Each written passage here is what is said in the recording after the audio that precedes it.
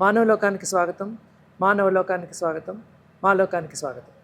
మా గ్రామం తుర్కపల్లి గ్రామంలో పిలుపు స్వరభారతి అనేది ఒక సంఘం ఉన్నది సార్. అది మేము మా గ్రామంలో 350 మంది జమ అయినాం. 25 గ్రూపులు ఉన్నాయి సార్ మా గ్రామంలో.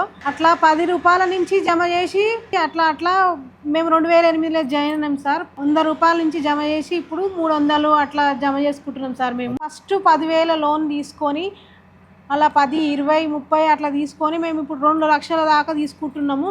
మేము మాకు చిన్నగా ఉండే సార్ వ్యాపారం అనేది. మాకు చిన్న ఇల్లు ఉండేది.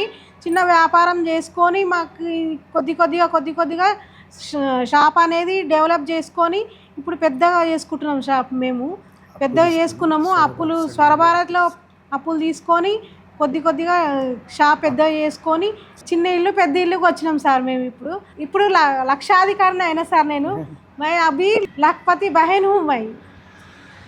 ప్రణతి సంఘంలో సభ్యురాలుగా చేరిన షాజిదా గారు తన పొదుపు నుంచి అప్పులు తీసుకుని అంచెలంచెలుగా ఈ దుకాణాన్ని పెంచడంలో చాలా ప్రముఖమైన పాత్ర వహించారు. వారి ఇల్లు పక్కనే ఉండడం మూలంగా ఇంట్లో ఉంటూనే ఈ దుకాణాన్ని కూడా ఆమె నడుపుతూ ఉండేవారు. భర్తకి చేదోడు వాదోడుగా ఉండి ఆ సందర్భంలో ఈ దుకాణము చాలా చిన్న దుకాణంగా ఉండేది. కానీ ఇప్పుడు ప్రస్తుతము తుర్కపల్లి గ్రామంలోనే చాలా పెద్ద దుకాణంగా ఇది మారింది. వాళ్ళ ఇన్వెంటరీ స్టాక్ చాలా పెరిగింది.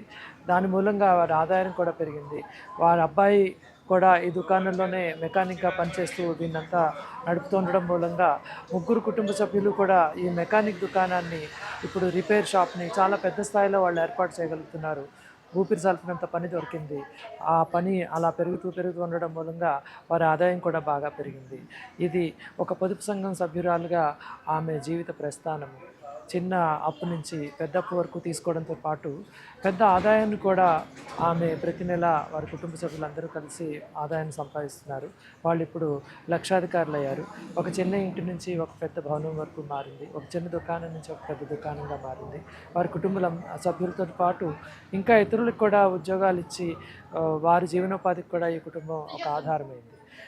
వీరందరూ కూడా లఖ్పతి బహన్ యొక్క కుటుంబ సభ్యులు, ఆమె మీద ఆధారపడిన ఇతరులు.